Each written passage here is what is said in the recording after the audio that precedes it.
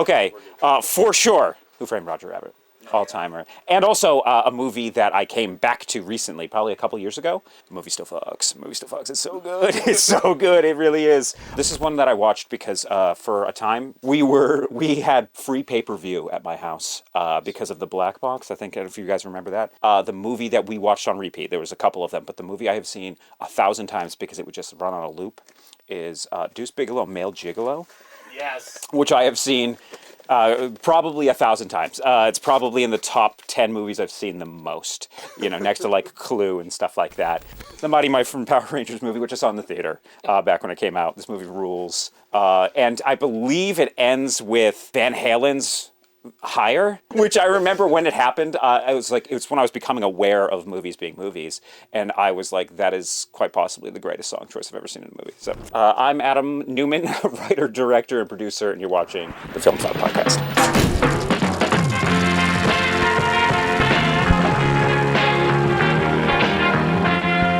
Aliens is all-timer for me. Terminator 2 is so great. Yeah, T2. Terminator 1's fine. It's totally good. But T2, come on. Yeah, T2, he was like, I see what I did there on Terminator 1. Yeah. Now I'm going to blow it out of the water. It's like every movie he makes, for the most part. I mean, I'm not big into Avatar or anything like that, but he's pushing the envelope and stuff like that, which I always appreciate when it comes to him. So he is. Yeah. Do you have a hot take on Avatar? It's just not for me, and that's oftentimes the case with movies. It's like, if it's just not for me, it's just not for me. And, it's Ferngully, but made at $350 million, which I like Ferngully, but and without Tim Curry. It's certainly lacking Tim Curry and lacking I feel Robin like Williams. Every movie needs way more Tim Curry. I would completely agree with that. Yeah. What's your it? Who's your it? Did you see I never saw the original It. No, but I was so afraid as a kid. I couldn't watch horror movies as a kid. Yeah. So I did watch the most recent. I didn't see It. I only saw It Chapter 1. With Skarsgård. Yeah, he's good. I think he does a good job in it. Yeah. The movie. I think the movie is up and down. Yes. Though there is Sophia Lillis. We've talked about the I'm people. I'm so Sophia Lillis, who plays Bethany, I think or Bethany in the movie. She was somebody I bought the stock up immediately. I'm like, she's going to be a movie star, and it hasn't quite happened yet, but it's going to. Short redheaded girl. Yeah. Oh, shit. Of course, I'm blanking on.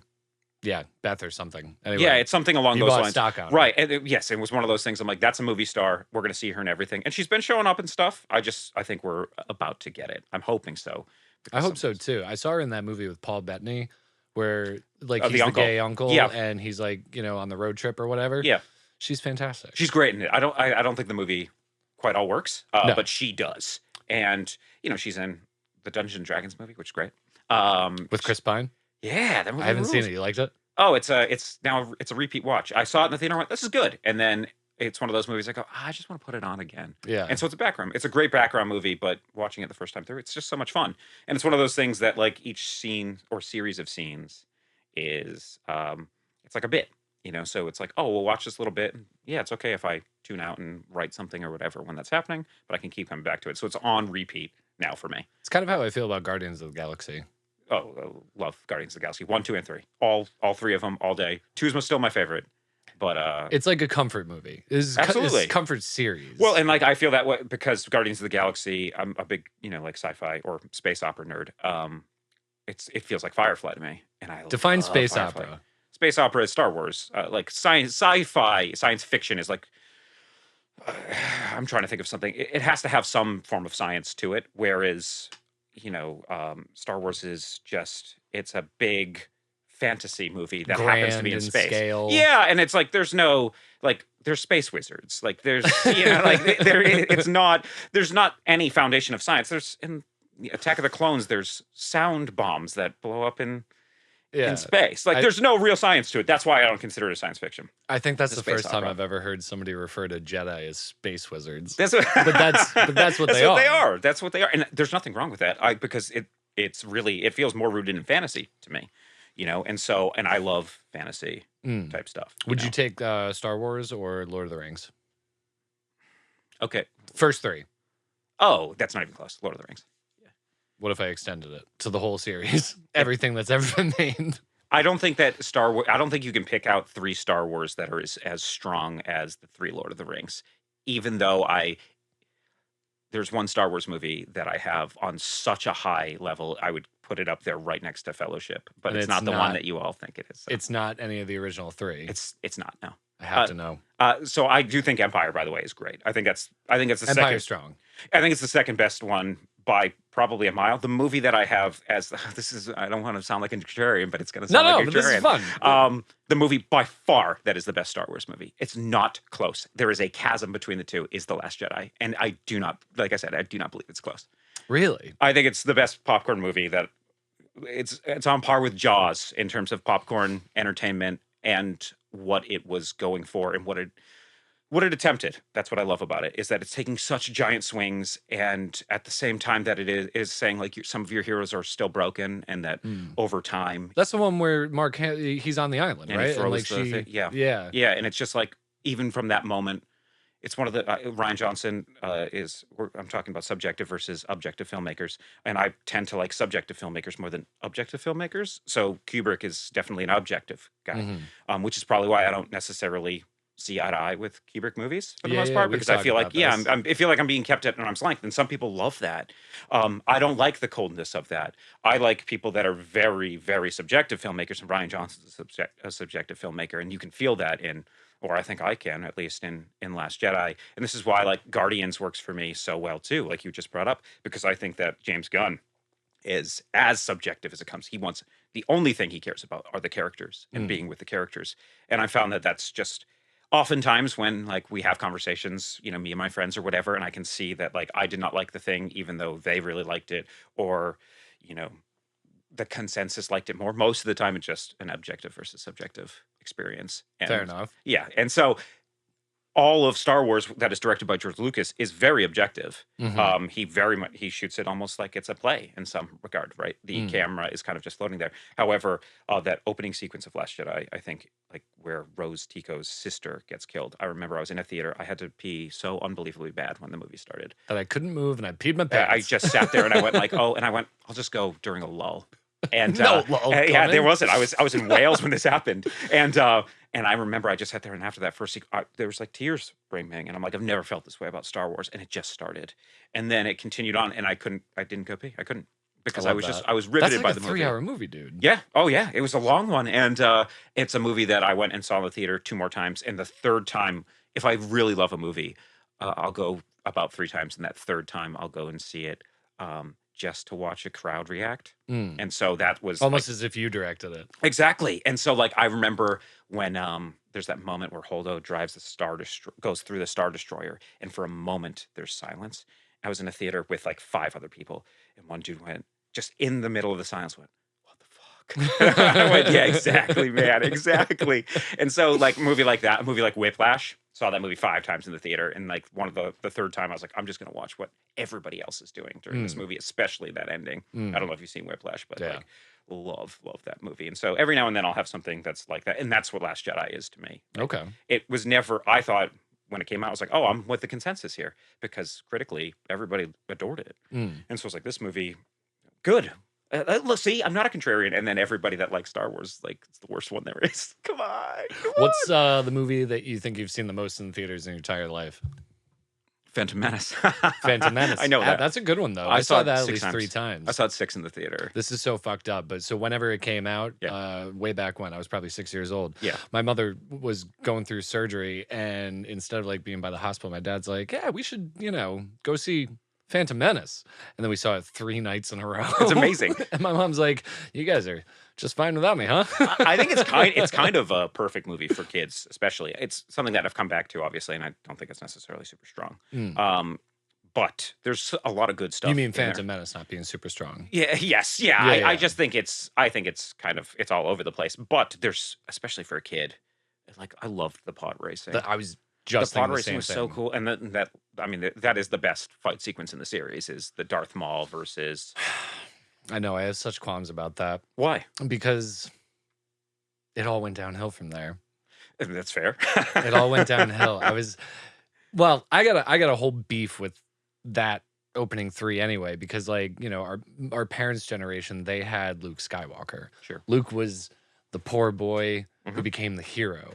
We got the poor boy who became the villain. And I think that explains, like, without getting too deep into it, just that statement alone, I feel like explains society right now. Like the generations that grew up on that movie. Well, I want to expand on that, and so I want to talk about how. So that is totally fair what you just said, and I mean, right? Think about it it. makes a lot of sense. But what I love about Last Jedi, going back to it, is that the Last Jedi feels like it is saying like all of you are hurt right now. That's what it's like. Luke Skywalker, even in the movie, is a broken man who's just done Mm, something terrible, and that movie at the end still wants to hug you. It still wants to mm, go, but that's okay.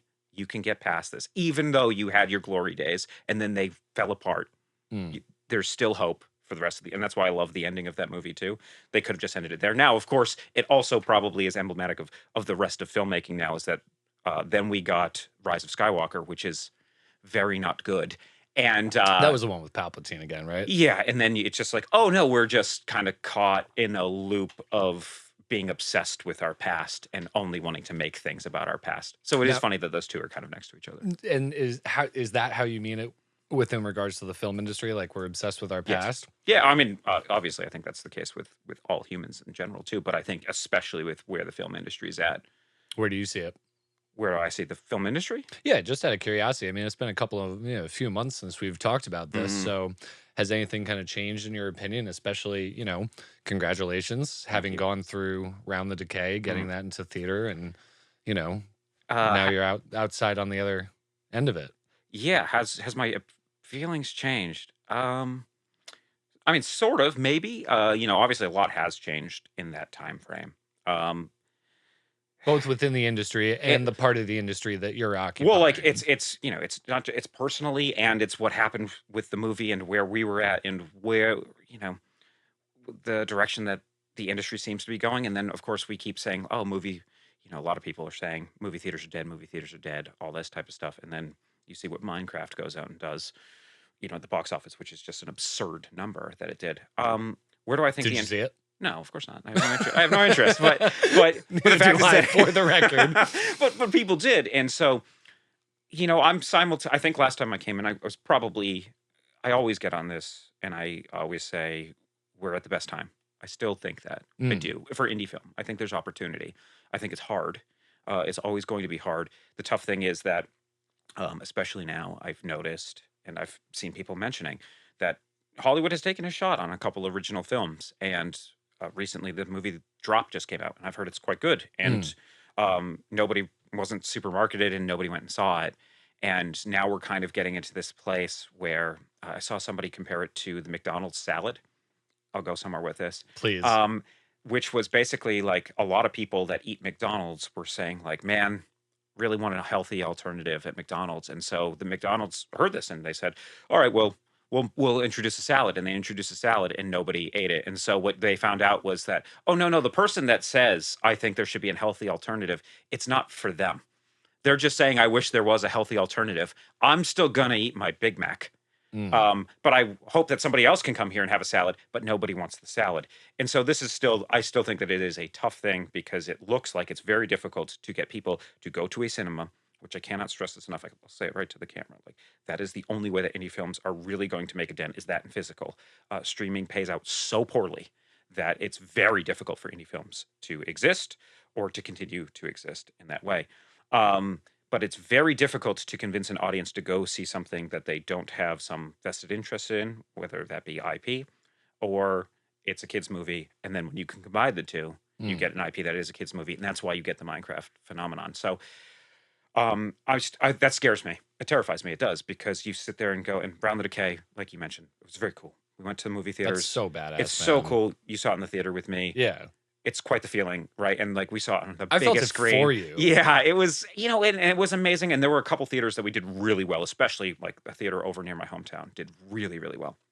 In terms of like dollar amounts, I don't have the dollar amounts, but it wasn't strong because we're facing, as I said, for a moment, we danced in the Coliseum with the gods. Mm. We were up there with the big boys, and then they, promptly flicked us out, and we went, okay, that makes sense.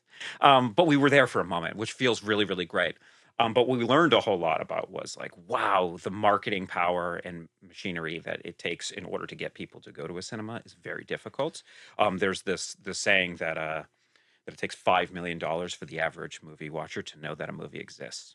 just in marketing, which blows your mind. But like we didn't have anywhere near that Well, can level. you talk about that? Because when I got to see the movie with you, we met up beforehand, and you Hmm. were telling me some very interesting things in I was probably regards. pretty emotional at that time.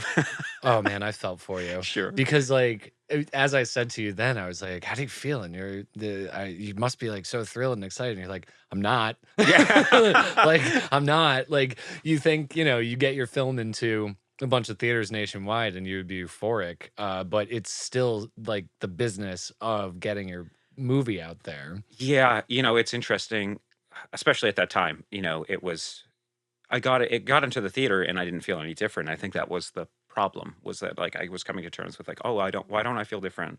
This is a huge deal. We got into Mm. theaters and it still is a huge deal. We were in 40 theaters across the country, which is awesome. Um, I wanted to feel complete, and Mm. that, I wanted to come out and be like, oh, this is it. I have done it. I have reached that milestone. Trent Reznor talks about this with Nine Inch Nails. He said like one day when I finally play the stadium, everything's going to be perfect. And then he finished and he went, what happens now? And then they're just like, well, we go back and do it again. And it's like, oh, I thought this was going to feel like this big benchmark, and it didn't. Um, yeah, so it was obviously like very, very emotional, but it still is super cool that I got into the thing. But what I was able to do afterwards, right after the emotions kind of went away, is we were able to look at, and hopefully this helps for people like that are watching. And what's so great about last time is that so many of the people that you guys have interviewed before have talked to me, and I've Have talked to they? them. That's Yeah, awesome. yeah, which is so great. Which like reaching out, especially because we're not on a different level. We just were able to do this one particular thing, and we're pretty good at getting a little bit of money together in order to do this. And I want to share this to people. And now you have the experience Of about, course, going through the fucking film. It's not like you took this to festivals. no, certainly not. We didn't Like, go anywhere you near it. brought Yeah, it to the big screen, which immediately. is everybody's Yeah, dream. It's yeah. actually now that immediately. I love how you said that, because last time you were on, I was like, "Do you do shorts?" And you're like, "No, I just Do jumped right into features. features." And This feels like that, where it's like, I could go the festival route, but fuck it, we're getting theaters. yeah, well, a lot of it is just because we're like, we just don't want to do the patience of it. We can get into that in a moment, because that's my thing. I don't have patience for the festival route, because oh, good, we have to do another year of releasing this thing. Yeah. I don't have that in. You've noticed about me. I can't turn it off. I don't stop. The moment Round the Decay finished, we It's finished probably your most filming. endearing quality, by Yeah, the way. thank you. But like, all I can think about is like, what is the next thing? And that's what I've learned in this process, is like, the end result is important, but it's important for all of you. I don't own Round the Decay. I mean, I do in the moment, but like, I don't. It's not my movie anymore. It's only your guys's. It's you, and it's It's the it's people Ace's that are and it's Sean's. experiencing Yes, it. exactly. And hopefully everybody can have a response that like Shawn did and really investigated it. And some people will just roll their eyes and be like, "This is dog shit. I'll move on." Mm. That's totally fine. It's not mine anymore. We've put it out into the world. But what I do is I've realized that where I get the joy, if it's even considered joy, is in the doing. It's Mm. in the making of the thing. It's in pre-production. It's in coming up with story ideas. It's when like a line works in a script, when you're writing it and you go like, wow, that's a good line. And I would imagine for you as well, just based on that, it's like, if you're not doing something, you're dead. Yeah, we're sharks. Yeah. Like I can't stop. I can't stop moving when it comes to this type of stuff, and especially after the Round the Decay thing and what we learned so much. Because what's so great is making a movie now, we're not fumbling in the dark. I mean, we're still having to improvise and figure things out, but we've done it several Well, what times do you now. mean fumbling in the dark? When you're first making movies, you have no idea what you're doing. You don't know what you don't know. You have no idea. When I picked up it's so funny because I hear you talk on the show with other people and you guys all come from the industry and I don't. I'm not from the industry. The only cruise I've ever worked Self-taught. on is me. Yeah, Yeah. it was mine. So it was like, oh, I'm going to have, the first movie, my pants are going to fall down here and then it's going to keep falling down. But eventually you kind of like, you start to figure out these are what we're good at and this is what we're not good at. We're really good at improvising in this way. We're terrible at this. Let's fix that. Let's fix that. And we kept fixing that. And eventually we got to this place, which we're still constantly falling over, but we kind of know how to make a movie. We kind of understand how a day goes for us, for our shoots, for when we have our crews, which are smaller, obviously, than Mhm. these bigger things. We're able to do that. It's all the other stuff that we've been, like I loved pre, and I even had a flavor for post, but now it's like, what about release? And now we're Mm. starting to learn what it's like about release and going like, okay, where did we fail in Round the Decay and not getting it out? We got it into theaters. We won. There's a big checkbox there. That's But a it's like, huge win. Exactly. And it's like, okay, now how do we go about, and I think I've talked to you about this last time too, which was just like the thinking outside the box. We constantly have to be thinking outside the box in order to get these stories in front of people because we don't have the marketing budget that these movies have. You hear about Nora, a $6 million movie that had $18 million worth of marketing, and that's how it goes and wins an Oscar. We don't have that. So, like, how do you find other ways to get it out there? Also, what ways did you step on the rake, Sideshow Bob style, and hit your face when Well, it comes to this? well, that brings actually that launches back to a question I was going to ask you Sure. earlier. But if you don't mind, can you talk about, I guess, that specific lesson, because you had a very specific way that you would plan to market Round the Decay. And how did that go, and what did you learn from it? Oh, sweet. This is the good stuff.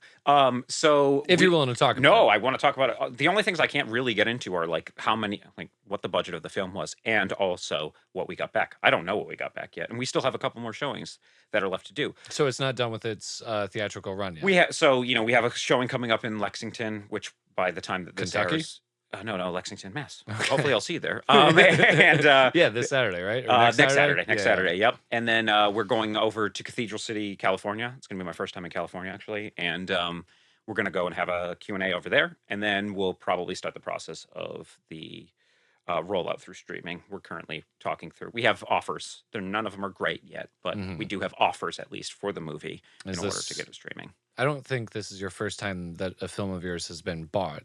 Is it? It is the first time that it has been bought, not the first time we've got offers. Okay. So last time we were given offers and we decided to go a different route. Okay. This time around, we are certainly fielding the offers, having With conversations. a little bit about it. more sincerity. Yeah, understanding where we failed in the last movie in terms of getting it out there and trying to find a distributor or a sales agent who it's very difficult. I don't want to shit on all of them, but it's difficult to wade through. There are so many that are predatory, and you're hoping you don't get those. And that's why I reached out to one of your buddies who came on here. Yeah, just did to you end figure up talking to Mike? I know we got email exchanges. just through the email exchange so far. I haven't reached out to him yet, but He's a goddamn wealth of knowledge when Yes. it comes to that. Well, His listening to experience it- is, yeah, listening to the show, and I had seen that Killers, Killers Next Door. had been coming out right around the time that our film Everwinter Night was doing its little runs. I remember seeing it like cool. almost coinciding, and I remember I was going to go see it in the theater, but it was right on the day that we were showing ours. Of I course. was like, hey, you got to be kidding. So I was like, I got to make sure I check this movie out. And when we were looking through distributors and sales agents, I found his movie sitting there on one of them, and I went and I watched. I was like, oh, I should probably watch his movie then, Yeah. so that I can pay. And it's good. It's great. And so I watched that, and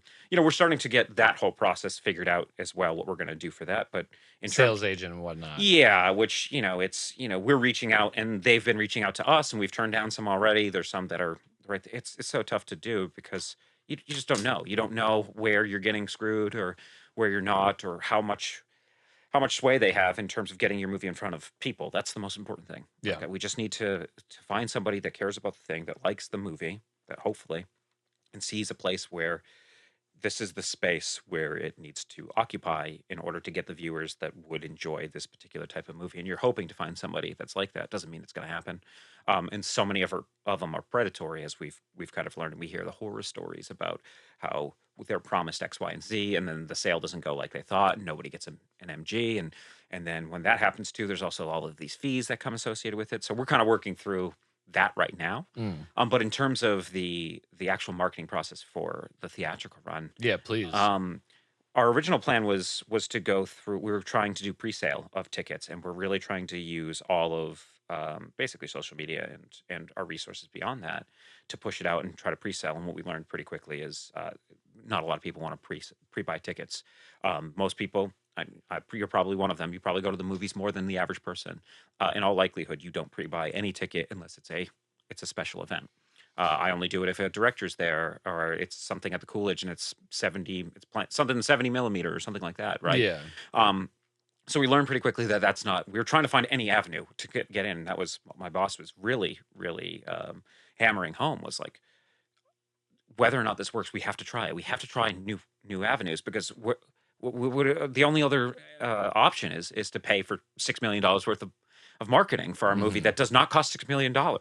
So, like, where are we going to find that? And so that was one of the things. And then we started understanding, like, oh, where is the strength of, is social media a strength? And ultimately, no, not really in You terms didn't of, find that to be you found it wasn't. not in terms of selling tickets. What about Certainly. like getting eyes on Dreamscape, and what about getting eyes on Round the Decay, like showing at least interest? So that has been a big positive, It has So been. yeah, well, the good news is when people see that Round the Decay has made it into theaters, and then they ask us, "How'd you get into theaters?" And I say, "Well, we have a team of 3 people. One of them was just working on post, and so it's 2 people." And they're like, "How did you get into theaters?" And I'm like, "Exactly. Like it was difficult." And they go like, "That's impossible. There's no way that you were able to." And luckily, we had somebody come to us and said like, "That's amazing that you can do this. Maybe we can work out a deal where we can give you the money for your next project." Really? Oh yeah, which is huge. Of course they're not going to give us multi-million dollars, but they're talking about doing something multiple six figures, I and mean, it's that's, really good that like if you can just get the next one funded, of course, if there's exactly. an offer. And like the fact that they're even willing to talk about it and be like, yes, we'd be willing to do something at roughly this dollar amount because you have done it before, and also I can look online and see that the reviews aren't terrible and that you were in theaters. There is evidence everywhere. Your social media is blasting it out constantly. You're seeing all of that. Other people are pushing it. So the um marketing strategy for like getting pre-sale, that didn't necessarily no, work, but you definitely are seeing the benefits of all the work that you put in on the social media side of tiny it. tiny bits of it, certainly. What we've really learned that the power is ground level, and so going to 40 theaters is was probably not the way to necessarily go about it, to go 40 theaters all at once releasing across the country. And what we've kind of started to play off of, and this is what I'm starting to think about when it comes to my next project, is starting to think like, oh, it's amazing the power of connection and community. It sounds so lame, but like sitting in a theater has a great power to it, and especially hanging out with a bunch of friends and seeing something and then seeing it with an audience. We saw EFIS together, Yeah. and like that experience right there is great. And then afterwards we go out and we eat some food and we talk about And the you movie talk for about the two movie and hours. that spirals into other Yeah, movies. Yeah, yeah, yeah. yeah, exactly. And there's a great power to that. But in order to push something out to 40 screens, you have to have intense marketing and a team behind you that can really market to those individual areas. And even then, we're not putting nearly the dollar amount in that you need to. Movie theaters are asking for $10,000 per screen in order to push these movies. So when we say we don't have $10,000 a screen to put into this, they go like, okay, well then bye bye, get out of here. And so we've kind of been talking a little bit. I think that the industry is going to start pushing. I mean, yeah, it's not a secret. We can't treat it like it's a secret. I do think that the road show is going to be a big thing, and especially people that can do it right. I You go and see. Have you guys seen Hundreds of Beavers? If you haven't seen I've Hundreds of, heard of it. you need to see Hundreds of Beavers. Yeah. Alex has seen it. Okay. And the movie is like It's giving a big thumbs up yeah, in there. it is a wild ride. It is one half the budget that Round the Decay was, so it is a really low budget movie. And they said, you know what, we're going to go on a road show for a year and a half, and we're going to start building something and kind of getting that snowball going with people talking about it. And the great thing about Hundreds of Beavers is that it's very niche. It is like a black and white silent film that's basically just like a Looney Tunes cartoon, but 100, an hour and 40 minutes, and human beings doing it. Which, when people start seeing that, I think that a Hollywood studio would be like, goodbye. That will never sell. But people go like, oh wow, this is something neat. This is something unique. This is something interesting. And then it started going on the road show for a year and a half, and they've made $2 million. And so when you make $2 million off of something like that, you go, look, there it is. It sucks in a lot of ways It because you have to works. do it, but it's possible, and you kind of there's the guy who was instrumental in putting that together. His name's Peter Higuchi. I don't think he even knows I exist. He has a movie that he made called The Occult, and it's playing with Jay Horton's A Hard Place, and they've gone on the road. They've gone on a road show, mostly hitting drive-ins, because drive-ins, as we learned That's too, smart. drive-ins, they want a lot of stuff. We have sent over Round the Decay, but also the other movies that we're distributing, we send over to them, and they get cars to show up because people just want to go to the drive-in and have a good time in Buda, Texas. And so, Wait, so let me clarify. You've sent it out to drive-ins. They've accepted it, yeah, or is that yeah, yeah? Round the Decay played in it in the. It was one of the first showings we had was over in Buda, Texas. Doc's Drive-In. Shout out to Doc's Drive-In. They're awesome to work with. They're super nice. And then we've been releasing these Western films, and we sent over one of the Westerns. They went, great, sounds good. They put that in the theater too. Drive-ins want content, especially because they run double features. And that's what I started learning is that, and of course everything will change by the time I finish my next movie, but that the roadshow element too, but also like going to the movies is no longer cheap, and it also costs the most important thing, the most valuable thing in the world, which is your time. Hmm. And getting people to get out of their house and go and see a movie, especially when streaming is so readily available. It's sitting there at your fingertips. And not only that, but it's not like, oh, we can just watch one movie. Every movie you can think of is Ever. sitting there. We could be here all night. Exactly. And that's the thing. And so in order to defeat routine, the easy ability to just watch something, the only thing I've ever heard anybody talk about is when they go and have a night out. And so, comedy shows, my sister goes to comedy shows all the time, and she's got 2 kids. That's what they find a way to do. They go to plays, it's even going out bowling or something like that, where there's a communal aspect to it. I do think that if indie film makes a step towards that direction, there's a chance. It's just one of the many avenues to get out of it. And I think that's what we started realizing was like, make it more personal. That's what's so great about indie film, right? They're personal things. Where you don't have the ability to use intellectual property. So we're telling, hopefully, as long as you're not a fraud artist and are only doing things because of trends, which if you are, you're a fucking dinosaur. You're so far behind because you're never going to keep up with a trend. Tell a damn honest movie. And that is hugely important for indies. Tell your honest movie.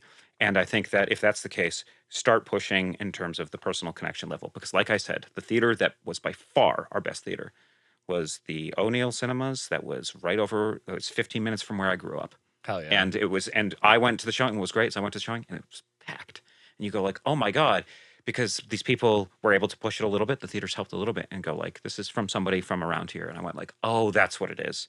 And it sucks because if that's the case, it's not as easy as just posting on social media and being like, well, I've done my job. Everybody's going to go see my movie now. That is not the case. It is harder. It is more granular than that. It is so much more on a ground level. But I do think that my whole goal for this next project is to find every angle that I possibly can in the release of the movie in order to get butts and seats and turn it into an event and turn the process leading up to it, turn pre-production into an event. Because I think that's how indie film, I mean, this is all like theory, but I think that's one of the ways that indie film is going to be able to push forward. And also, the only way that it can happen, I talked about the McDonald's salad thing. Which is a great metaphor. Thank you. I completely stole it from somebody I saw online the other day. It's great. Yeah, but the thing is, like, everybody here is doing that thing. I'm guilty of it too, where like it is so much easier to just continue to eat my Big Mac, to watch a movie that was made with a great budget with an actor's face who I know, and if you truly give a shit about indie cinema, if you really do, and stop, like, strip away the ego. Nobody's paying attention right now to what is actually inside of you. If you actually do, you have to watch other people's indies, and you have to do it at the cinema, or you have to buy it physically if you want these things to continue to exist. That's the only way that we can do it. I said it to Alex before. He heard it at my big speech, which is, you will speak with your dollar. But that's where your dollar is really most spoken for, is for that, turning it into a night out, going to the movies to see it, buying it physically or something like that. And then also too is promoting it yourself, right? That's the big thing, is that if the whole indie community, if everybody in the indie community said like, go see Around the Decay, or can be one of your shorts, anything. Well, to your point, I think it's really, we've had a lot of guests on the podcast, and that's the theme that I'm noticing across the board more often than not. We just had James Lamond and John Keogh on here, and they... Oh, I was literally talking to John right before this. They put up The Dead of Winter. Yep. And their whole idea was exactly that. And I forget who they based it on, but I think it was John Carpenter, like one of his early films. He did The Road Show. Yep. He took it on the road for like 1.5 years, 2 years, and made his budget back and more. They kind of had that same idea with Dead of Winter. They're like, there's a great community for film right here in Worcester. That's where they're from.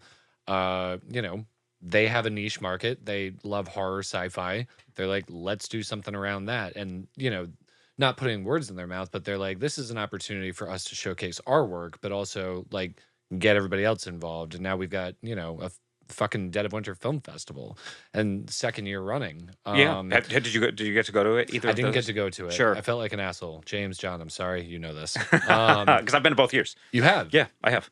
Tell me about the experience. Well, first of all, the second year was strong, but the first year is the strongest thing because of how many people they were able to get into that room. And I remember we went there, and I will be honest, I was terrified. I was like, we're going to be the only people sitting in this thing. And we had a booth there for our film Everwinter Night, which Oh, has just really? come out. And so we were sitting there, we're like, this is going to be a disaster. And I hate, James and John, I am eating my words because I really did not think it was going to work out. And the community came out because it is, one, it's a big community. It's a great space in Worcester. It's perfect. And also, it was very much horror, sci-fi, like you said. And they did the smart thing, which is play shorts. So I think it is great what they did. I think that they're building. I talked to John an hour before I was driving, and and we were texting, and we said we need to have a conversation. And I told John, and I mean this, I'll say this to the camera, which is like, just tell me what you need. I am willing to help you guys with whatever it is. You don't need to pay me for any of this You crap. two with your Yeah, oh yeah, like John. firepower, go-getter attitude. It's been you on guys my could list. conquer the world. Yeah, it's been on my list for a while to sit down with John to talk about the next project and stuff like that, because he's, especially as an EP, I've heard just what great things about him. I've only met him like very briefly in person. But So I knew him back when he was at Westerman's, and then we kind of lost oh, touch. he was Western. I had no idea he was Westerman's. This He makes was a at lot of sense. Westerman's. Okay. He was kind of responsible for helping Dan Diaz kind of get that place organized sure. and making it what it is now. Mhm. But then we kind of lost contact, and we caught up recently when he was on the podcast. And I'm floored by just the self-motivation that guy has. If he doesn't know it, he's going to learn it. If he, he's never going to take no for an answer. It kind of reminds me of you. Well, thank you. His is like such a different level too, like a different type, which is what I really really like about him, and I can't wait to like have more conversations with him about it. But like they clearly saw a hole where like they were like, there's an opportunity here to get a lot of people here, and also we have like, we're from Worcester, we know we have this space that's potentially available, and so now that they've started it, it's like this can be something that can grow as long as they're willing to grow. And I'm assuming that they will be able to, that I they'll have grow no with doubt. it. Yeah, exactly. That they'll learn whatever mistakes they made on 1 and 2, and they will continue to grow from there. The biggest thing, the most important thing that I still think when it comes to indie filmmakers, and this is not James or John specific especially, it is about the independent filmmakers that go to something like that. And again, like I said, I am not great about it, and I need to be better about it. I need to be better about it, which is that you cannot just go to watch your short that is so incredibly rude and arrogant, and you need to be watching other people's shorts. And if your short is not playing in a particular block, go to the Go other to the other block. blocks. Please go to the other block, because you will never know. I went to Shawn Film Festival, which is a local one that's really well known, and I went, and my movie played the night before, and I was like, I'm not gonna be able to make it. I had another showing of it, so I was like, I gotta go and watch some of the shorts. So Yeah. when I showed up, and that's when I saw Sophia's Streetlight, which is the best damn short film I've ever seen in my life. And so like, dude, it touches it's me so good. I told her, so I was good. like, I kind of teared up while I was watching. Yeah, it. it's so like good. it's so good, and it's so confident. Frustratingly so. Like I'm angry with her for being so talented. But like you go and you see something like that, and you go like, oh man, now like whatever I can do to get Sophia to make more stuff. And we ended up having a conversation because of Yeah. you, and just being like, she doesn't know how to get a lot of stuff off the ground with money yet, but Mhm. like that I need to support that and nurture that, because she's so much better than I am at this thing. And so like put more resources into her, and I think that needs to be the case with indie film going forward. I think that we all need to be watching each other's shorts, more shorts at these blocks. Make it a weekend if that's going to be the case, and go and watch some other people's stuff. We went this year mainly to support our buddy John Westcott, who had a short film playing there At Dead of Winter, or at Dead of Winter. Yeah, that we were like, we need to go because we need to support John Westcott. We need to see his film on a big screen, even though we had already seen it. Yep. And then you go and you see so many other things. And what's great about Dead of Winter is they're getting better and better movies showing up there. And so you're going like, wow, X, Y, Z, those are great. I need to talk to that production designer. I need to talk to that person for this, that person for Well, that. that's another thing that you Mhm. bring up. When you go to the festivals, yes, you shouldn't just be going there selfishly to see your Mhm. project. You should be going there to support other people, but also network. Oh, yeah. We just went to the New Bedford Film Festival, Oh, which sure. was last weekend. Yep. And we did it because we've had Alyssa on the podcast, we've had Ryan on Oh, the that's right, yeah. podcast, we've had Shawn at the studio. So we just wanted to go and support them. None of them had films, but we just saw it as an opportunity to go and see who else is out there, what's going on, like do a little bit of networking. And I got to be honest, there were some badass films. We only got to go for one day. It Sure. only lined up that we could go Saturday. But man, dude, they're right in this area. And that's what's so crazy. It's like we've talked about you guys down in Rhode Island. I'm not near you. I'm over in New Hampshire. I know we were talking about this Yeah. before. We've got these little pockets Yeah, that of the were, bizarro worlds. And, Yeah, and then you yeah. start realizing, like, oh my God, we're all so much in the same boat. And I think that you had told me what Ace had said to you after Round the Decay, which is like, he's doing it. He's doing the thing that we're doing. Yeah. And so that, that is amazing. And you also, I think when you're an artist and you're trying to make things, oftentimes you're like, I'm alone. It There's feels nobody so else. Nobody else is, isolating. and then all of a sudden Nobody you see gets it. Nobody Yeah. understands. And then you go to these festivals or you go and you make these connections. and you go hear like, those stories. yeah, and you start hearing like, oh my God, these people are, they're all like me. They're all very talented. And so, and especially like going to supporting their thing and watching their thing and talking about their thing. Mhm. Every chance that I can, I'll talk about Streetlight. Yeah. I'll just be like, you need to watch it. And my buddies, I have a group chat and they go like, can you send me the link? It's like, yep, I will get it for you. So you can watch the thing. I know. I wish I had like a QR code for it. So that I could just show it. Be Yeah. like, hey, you just need to do yourself a Right, favor. right. Well, I mean, Writer's Block. 7 minutes. Writer's Block's the same way too. Something you Yeah. produced. Yep. Writer's Block. It was a movie I saw at Dead of Winter the first year. That was where I saw it, and I went like, "Oh, we're on a different level right now. Like everything just stepped up a bit." And I went like I find that movie to be incredibly gross. I don't ever want to watch it again because it's so gross. However, my God, it's so well made. It's so well made, and that's clearly Steve, who I finally got to meet at Dead of Winter too. Hell yeah.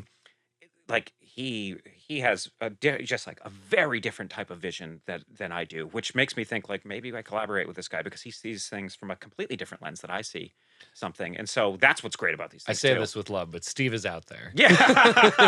Oh, I'm sure. And it's that's what I love about these things, and hopefully we can continue to grow them more, and hopefully when people continue to push out their features, especially, but their shorts as well, that people that wouldn't go, if you ever think like, maybe I should go to that, just go to it. Mm. It's so important. It really is, because if the only things you continue to see are the stuff that is being produced by Hollywood, which there is a space for that, or your own crap, you are never going to be able to expand the indie market. And so many indie filmmakers sit around, and I truly believe this, and maybe it's just because I don't feel this way, but so many people sit around and they feel like they're waiting, like it feels like they're waiting for people to just show up and be like, here's your permission slip to make all the best things in the world. It's like, stop. No permission. Like just there fucking is, do yeah, it. you like now. It's the time is right now, and then you have to figure out and then fall over a whole bunch of times, Mhm. and then once you figure out why you fell over, tell everybody else why you fell over, and they Mhm. don't do the same mistakes, and then you just build off of that. So that's kind of where, I don't know where we wove all around this, but that's kind of where I'm at, and I think that it kind of ties to the roadshow and it ties to indie film, and it's like when the opportunities present themselves to see them in those physical spaces or to purchase them physically, I think that you need to take advantage. Take that Yeah, opportunity. take that opportunity, and because that's how. I mean, I've seen how much streaming pays and per minute, and it's so incredibly small. It's fraction. It's you watch one of my movies on Tubi, and we're gonna get 20 cents. Mhm. What do you do? Like that's great. I love that you watched it. That's the most important thing. But that's not going to really move the needle when it comes to these things. It's going to these things, and that's why I think like event space, turning these things into events, turning them into things where people want to go out. And like I said, that's where we're kind of aiming with my next project, is to both through pre-production and through release Make the whole thing an event, make it feel like an event, make more people feel more involved, which you're with it. very good at. You have a proven track record of Well, doing thank that. you. I hope that we talked about the Carolina Shag. I still tell anybody who asks, I'm Thank like, you. that is the coolest marketing strategy. Like, that is the coolest way to think and go about funding a movie. Well, we just got to let you know we're doing it on steroids this time. Hell yeah. So we're kind of starting to figure that, because we looked at that and we said like, oh, it got people involved and it was able to get us our money and all that type of stuff. And it gets didn't just invested get you through. your money. Like, the number on that short was, it's still So insane, yeah. gobsmacks me. That's probably why I don't make shorts. I keep thinking they're going to cost me $50,000. Yeah, I think that if you can get people excited through the whole process, it's going to make it so much easier once it gets out of the birth canal, right? And that you're there, you already have this team behind this thing, and that doesn't mean like. I think that the problem is, if you ask me for money for your next short, and I say I can give you $100, I think that so many people will scoff at that, because $100 is not a big deal in the grand scheme of a movie being made. But you're looking at the value of that wrong. No. Like the point is, if you got my $100, you also got me. That's far more important. When You does have it my happen? interest in your project. Well, So and you then have my like attention. then you say, when your movie comes in, it has a screening. I tell all my friends, we're going to go see this screening of this thing. I'm I buy the technically an tickets. investor. Right. Well, that's the Yeah, thing is yeah, too. I yeah. believe in this guy's stuff. I think it's going to be great. And so it's like, yeah, you got my $100. That doesn't matter nearly as much as what matters is the entire force that comes behind that. And you don't know who's going to stand up for your film ever. We Yeah. talked about this before. You never know who they're going to be the people that come right behind you and are hoisting you up. So, and if someone says I can give you $50, that's also a soldier that you have when it comes to the storming out there when this movie releases, and they're probably going to come and see it. And especially if they like it, they're going to push it. And if it's in a genre that they really love, they're really going to push it. So I think that's how we have to be thinking about these on indie levels. It sucks because it means that you have to think about it in terms of money, and I know that as artists we don't necessarily want to. But that's the thing about the film industry that always like kind of bums me out is like it's business and it's art. Yeah, of course. I can never master that business side of it. I don't think anybody's going to, though. And I think the thing is that you just have to, be willing to compromise when it comes a little bit to the money thing of it. And I think, listen, I've made a bunch of movies and none of them have made their money back, and it's going to take years before any of them do in all likelihood. When you get people to invest in a movie, whether it be just like an individual person who's donating or it's somebody who's really investing money into this thing, some of them want to make money off of the movie. Of course they do. But any person that is an investor, I'm sorry to dispel this, but like it is a risky investment. Making a movie, the chances of it hitting big are very small, which is terrifying. Of course, it's 0.1% of movies make their money back, and it's like 4 to 10 years of your time. Exactly. But the thing is that if an investor comes forward and they really want this thing, it's not because they're going like, oh, this is my way. Like if that's the case, put your money into the stock market. Maybe not right now, but put it into the stock market, and over 10 years, you're going to double your monny. That's what you want to do. If that's what you're looking for, if you're Safe looking gamble. for, yes, exactly. That's how rich people stay rich. But if you are considering this and you're thinking it's because you want to make money, it's probably not. It's because you want something to exist and you want to be a part of that, whether it be the false luxury of making a movie. It's not there. It is not sexy. It is not sexy at all. But if it's that, or it's because you like being on set, or because you like feeling like you're part of something bigger, whether it be a cast or a crew, or it's the idea of getting something out into the world that didn't exist before, which is the cool thing, no matter whatever reviews you get or whatever, no matter what happens, at the end of the day, I have made a bunch of things that would not have existed unless I hadn't sat down and started to write something and created something that got people behind me. So does that still get you going? Oh yeah, of course. That's the only thing that gets me going. It's like making movies it is filling a bottomless pit. There's nothing that will ever make me feel great about it. It is a silly thing. My hope is that I just die midway through production of something, because then that's the only way I can feel complete. I know I will never satiate. Yeah, like I'm doing the work now, like somebody lightning strike. Yeah, like that's perfect. And so, the thing that gets me going, as we're starting to prepare for this next project, all I can think is like, oh my God, the fundraising event that we're going to throw is going to be so sweet. I got to treat it like it's the movie too. It's like, this is going to be so great. And we're going to get so many people pumped about this. And then I'm starting to get my friends and excited about these things. We're going, right now we're going around and we're checking out barns that we could build a medieval tavern inside of, and you can see them getting jazzed about it though, and and then I talked to my buddy, oh, you're gonna be playing this character, and you don't have as many lines to the last one, but so much more is based on your face, and your face is a weapon, man. All right, you've already brought the medieval tavern up. I gotta ask, how much are you able to talk about it? Oh, sure, I can talk about. I mean, I can't give you like all the details or anything like that. Last time we were talking, I was kind of just in the early stages of doing Dirtbag Crime, as we've talked about before. Yeah. Is this like Dirtbag Crime set in like medieval, Game of Thrones? I don't know if it was caught on camera or anything like that. And very unfortunate, my father passed away. I'm sorry to hear 6 weeks ago, and so my dad was very sick for a long time, and it was right coinciding. Like basically, he got very sick the day that Round the Decay hit theaters. Yeah, I remember you saying that. And so like as that was kind of happening and we started coming to terms, and I was the one who had to make the decision to take him off of life support, which is obviously very difficult. But at that time, I started thinking, God damn, I need a hug, and I need a cinematic hug. And I had just made Round the Decay, in which everybody can go and watch. And as Shawn breaks down beautifully in his podcast, his video. I know. I love what you said about the review. It is the only, like, Round the Decay thank you, Shawn, because like Round the Decay, I make each movie for one person's reaction. You know, my playwriting teacher came up to me after one feature and was like, "I'm so proud of you. It's over. I don't care what the movie makes going forward. We're fine." And Shawn made that he made that review where he deep dove, and I ended up sending it over to my buddies. And one of my buddies was like in stunned silence, and he just went like, he looked at it exactly the way we wanted it to be looked at. And I went like, "We're done." So the movie was made for Shawn, and that's that. Dude, literally, we left the theater and he goes, "Yes." I'm so glad to hear that. And so, but when it comes to this new thing, I needed that cinematic hug, is what I it like was, that. and I couldn't stop. I started putting on Lord of the Rings again because it's something that like very easily, it's like the moment you hear concerning hobbits, Yes. you feel the warmth. And fantasy is where I'm, like I was drawn. That's why I started writing stories, because I was a fantasy Go to a nerd. different world. Yeah, Explore different, exactly. And then I had been playing around with these. I really wanted to, for a long time, I wanted to make something called Barmaids and Barbarians, which was, That's a great title. thank you. It was supposed to be a sitcom like Cheers, but in a medieval tavern. That's awesome. Yeah, and so Wait, that's a great idea. Thank you. should actually well, pursue so now I'm making this movie. Or I'm writing. Well, I'll talk about the other projects too, because this isn't the only thing I'm doing. And Dreamscape's we're trying to do about 3 projects right now. But personally, like, this movie is, it's obviously close to me, and I'm probably about 85 pages through the rough draft. So I'm getting very close. I'm about 10 pages off of finishing it. But it's called Tales of the Dying Daylight.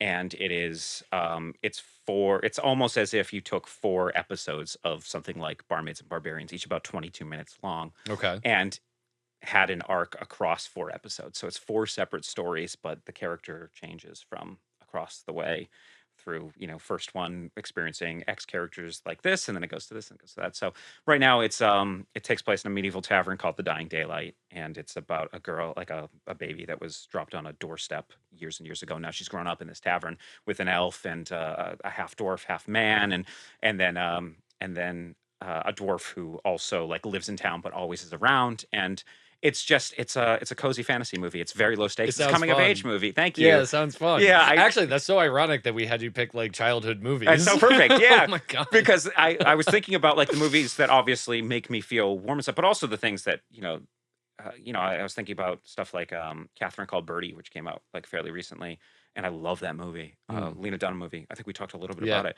but I really love how that movie makes you feel, and also I love coming of age movies. We talked a little bit before about Moonrise Kingdom. Yep. I think it's a great coming of age movie, and it's amazing how much that's tied to emotion. And so I really wanted to do something, and especially because of the cinematic stuff. And there's a lot of parent-daughter stuff in the story, which is obviously me talking about my dad coming out, and obviously our relationship was very. My dad died very. He was 62. He should not have died, and it was very complicated, especially towards the end.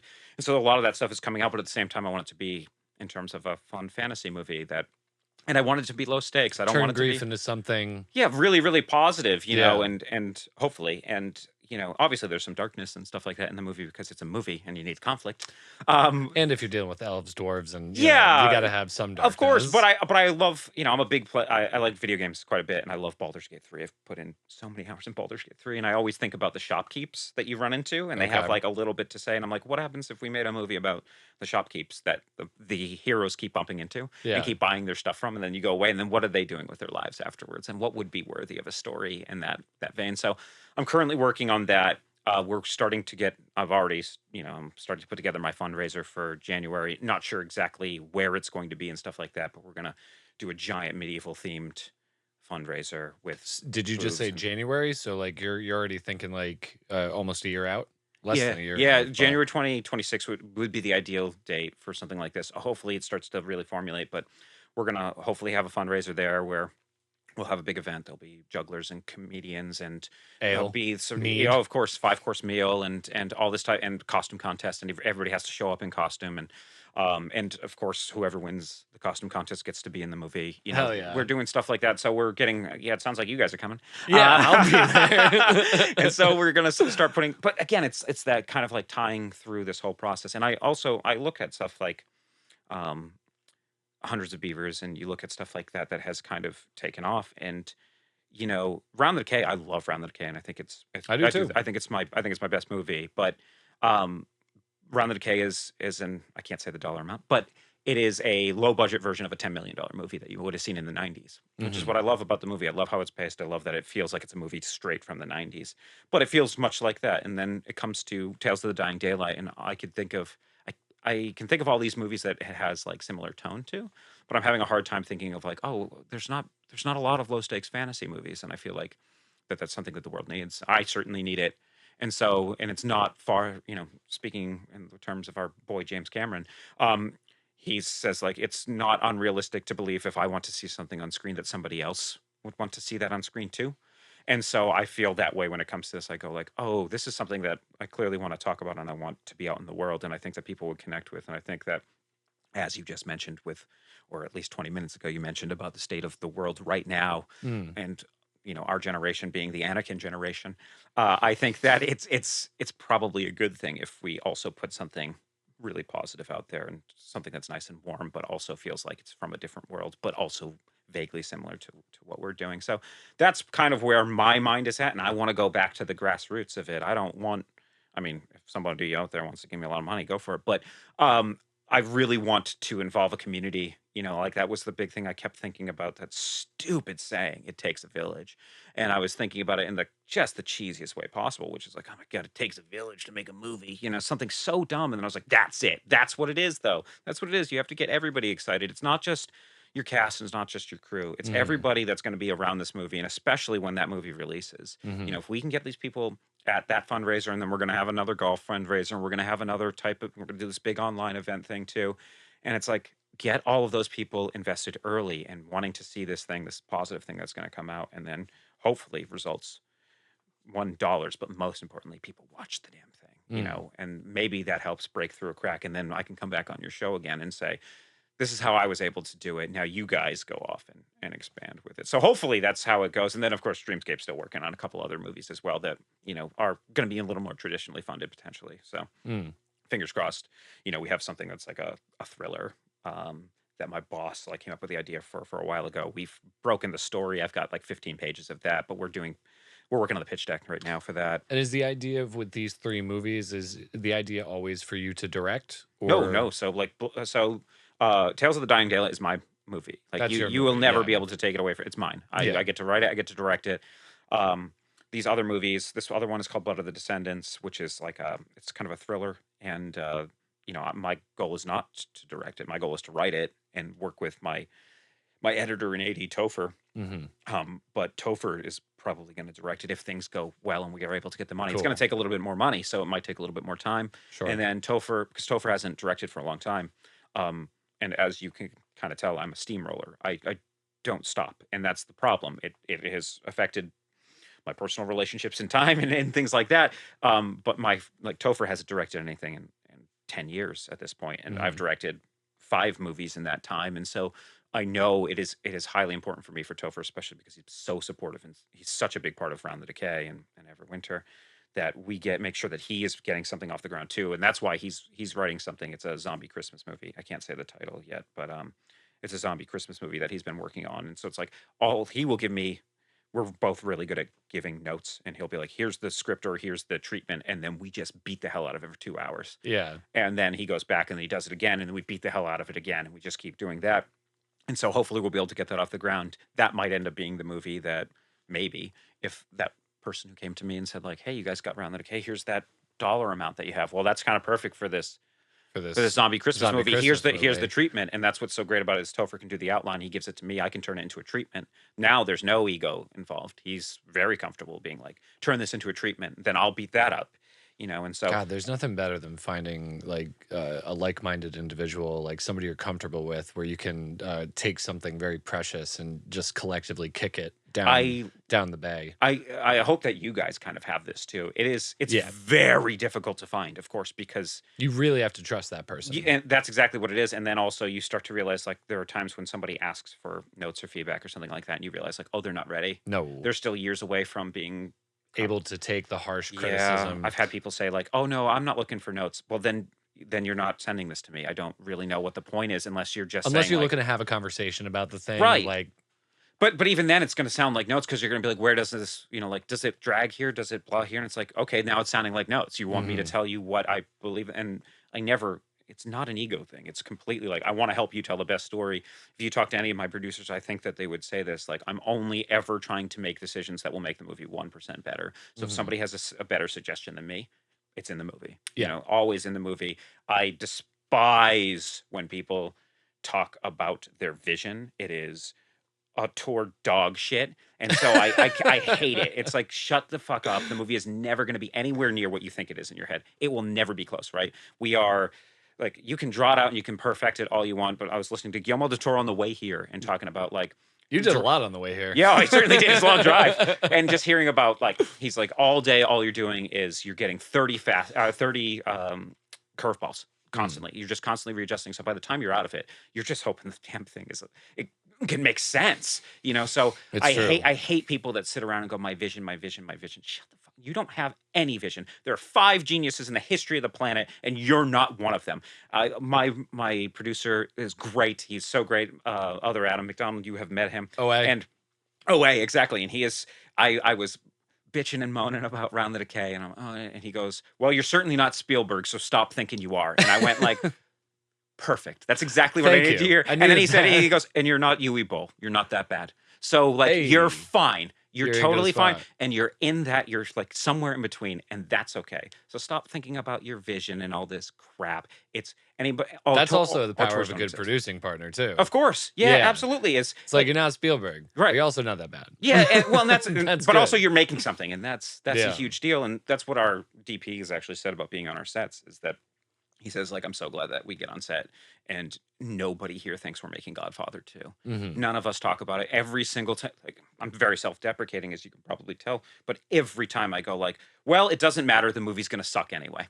And then we just move on. And so that's kind of the attitude that we have. So whenever somebody comes out and talking about their vision and all these big things, yeah, whatever, get that out of the way. Because also you're now eliminating collaboration in a lot of ways by saying like, I have this very strict vision, and every person on your set, there's going to be 20, 30, some cases 50, and especially bigger movies, even more. 200 some. Yeah, and every one of these people has lived a life and has experienced something that you have no idea what it is. And they have so many great ideas, and they might also be complete idiots, but they still have one idea, at least, that is better than something that you would come up with. And if they can insert that into the movie, one, their soul is being absorbed into it, and 2, you've just made a better movie. How dare you block that off? How dare you ever allow the movie to not be better because of your fucking ego? That's the thing that kills me. Yeah, I agree. I do want to come to the defense of the vision. I want to put it in like a little bit different light. Sure.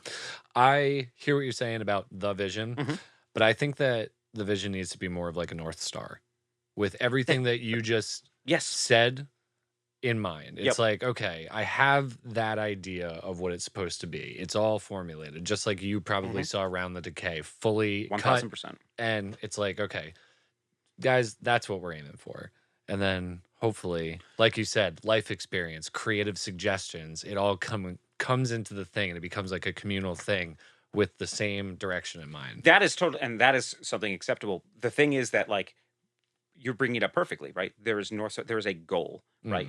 But that does not mean that like you're necessarily going to go the straightest path to it. Also, it also doesn't mean that the straightest path is the best path. It's not the most scenic path.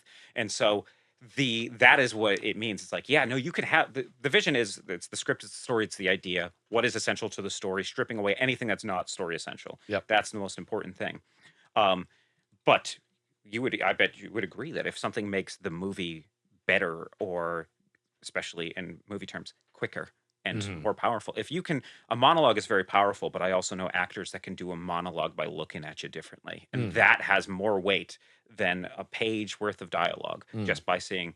I have an actor named Jamie Dufault who's in Round the Decay, and like, I still swear, like his is worth an entire script. Like, he looks at somebody and I go like, everything that he is supposed to be believing right now, he absolutely isn't. He's there. He absolutely does it. And just by looking at somebody differently, an audience is able to draw so much emotion and be like, oh my God, this is exactly what he's thinking. And that's what I mean. It's that, yeah, you can have that goal because it is the story. The story is king. It's not you, it's the story that is. And anything that leads you to the best way to get there, whether it be quickest or most efficient, is the best way to do it. So that's what I think about it. Ace and I, he's been my editor on all of our shorts, and he's always bringing that up. He's like, because I write monologue. I'm a dialogue Yeah, guy. I know. Yeah.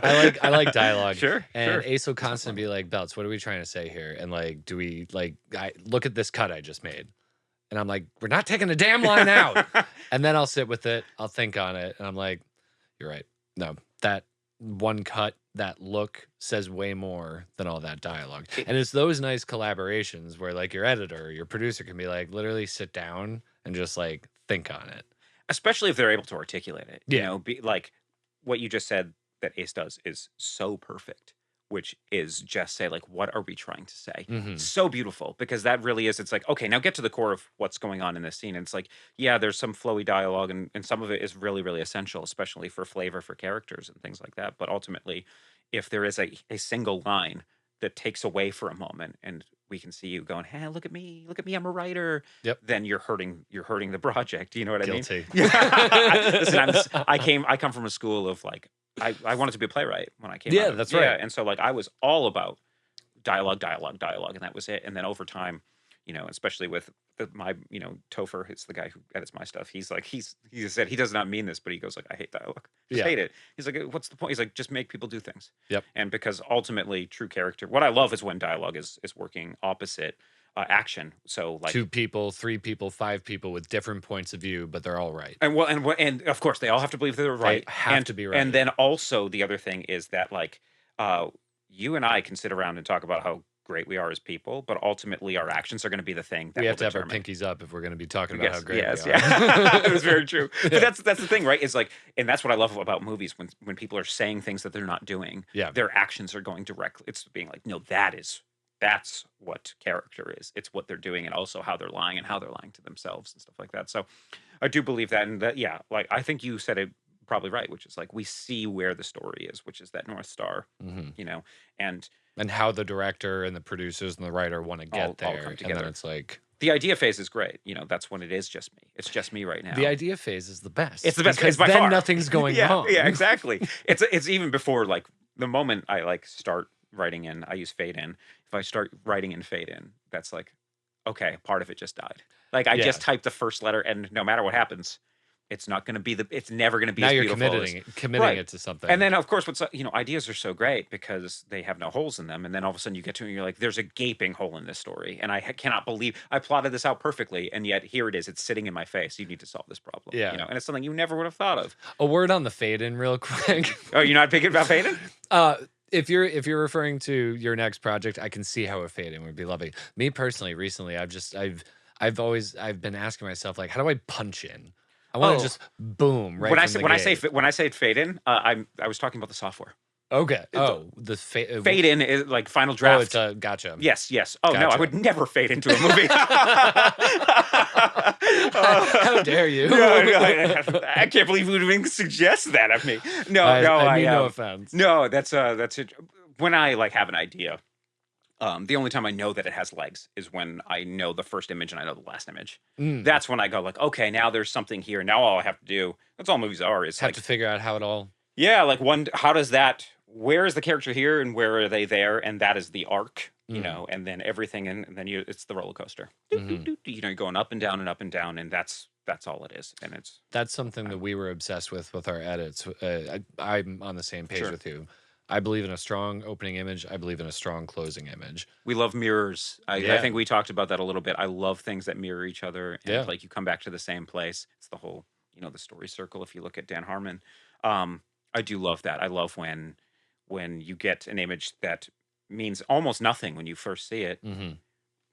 It just came to my mind, Gone Girl, and the opening image is the same. It's the same exact image, shot, but then everything is completely different. Yeah, and that's what I love. I completely agree, and we've always said this too. Like you gotta, you know, we hopefully pull this off in Round the Decay, which is like we have that opening stinger, and we're like, this has to be one of the 3 best scenes in the movie. That's the rule. It's like it has to get people really, really amped about this, and then also if that can tie to the thematically, obviously across the board, then I think that's when I go like, oh, okay, I'm going somewhere with this particular story. That's the only time I know that an idea actually potentially has legs, is when I can see beginning point, end point. I almost never think of middles to start. Only like little cool ideas of like, oh, this could go here, but then the story gets in the way and is like, sorry, dude, that's not where we're going. Like it's been, yeah, exactly. Because I try to separate myself from because I'm a writer director. I always want to be a writer director.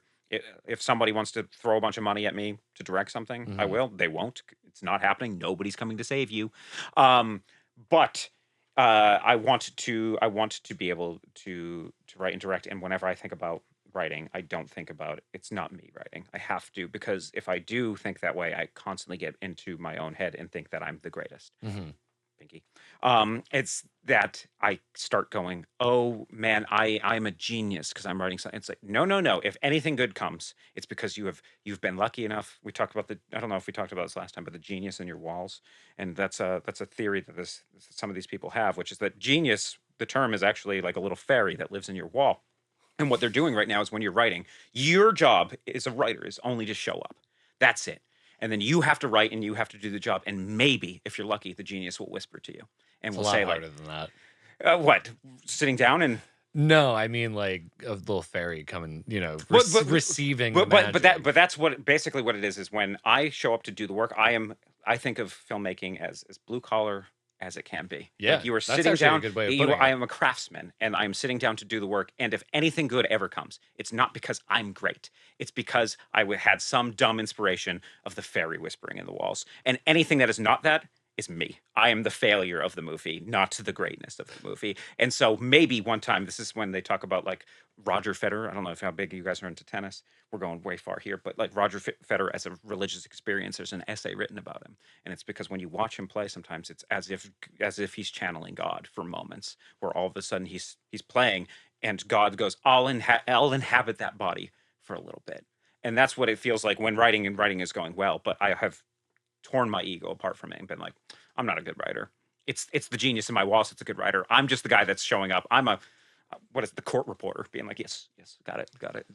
Well, I appreciate your modesty, but I've seen your most recent work. Thank you. I've kind of been there with you peripherally on this journey with Round the Decay. I personally am so happy for you. Thank you. So happy that, you went on that journey. You're kind of, you're an inspiration to a lot of local filmmakers who have gotten to see these podcasts and listen to you talk. And I appreciate you being here. Yeah, no, thanks so much. And I can't wait to come back again.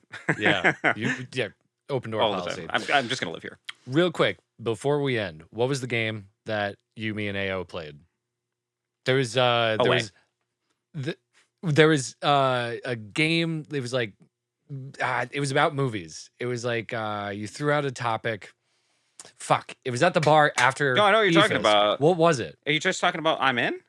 I'm in. Yeah. How does that? I'm in or go? I'm out. You announce an actor. So they give me yeah. Okay, I'll do I'm in, so we don't hurt anybody here. But there's an actor, like if there's an actor or an actress or anything like that you really like, and it means that if their presence in a movie will get you to watch the movie where you would be on the fence. So you'd be like, oh, that story sounds like, oh my God. So like Philip Seymour Hoffman, are you in? I'm in. Out? You're in. Yeah. So and that's what you say. You always go Philip Seymour Hoffman. I'm in. Yeah. And then if it's somebody that you're out, you say blankety blank blank. I'm perfect. Out. So the reason I wanted to ask you is because I wanted to start tagging out. I'm gonna give credit to you, but I want to start tagging out the episodes that way. So perfect. Oh, yeah. Awesome. Yeah, and you can do it for movies or you can do it for anything like that, and you don't necessarily even need more explanation. That's what's so lovely about it. So you just say like actor, I'm in, and there's a bunch of actors where it's like, oh, they're in that movie. Now there's no chance I will see it. And it also sparks good debate. I think I threw out was so like for me, Aaron Sorkin, I'm in. I'm not saying I'm out because the thing is because you can also be neutral. That's the big thing. In most movies, you are right. So like Aaron Sorkin, I think Aaron Sorkin's a fine writer. It does not mean though that doesn't mean you're in. That's what I'm saying. But it also doesn't mean I'm out. So if I see Aaron Sorkin's name on something, I won't be like, never mind. I'm not watching that. Yeah, but I also won't be like Aaron Sorkin. I will watch whatever this is. Yeah. Now, like I haven't loved as many of his more recent, but like if it's that movie's directed by Paul Thomas Anderson, I'm in. I will show up to it, and it doesn't mean I'm going to love it, but I'm in. And so that's most people you're going to be neutral on though. It's just going to be like, oh no, they're good actors. Yeah. It's kind of reserved for the 5% on each end, the other ends. Well, look for the can't wait. look for I'm in at the rest of the episodes. Sure. Adam Newman, thank you so much for being here, ladies and gentlemen. You've been watching the Film Stock Podcast. We'll catch you on the next one. Thank you. Thank you.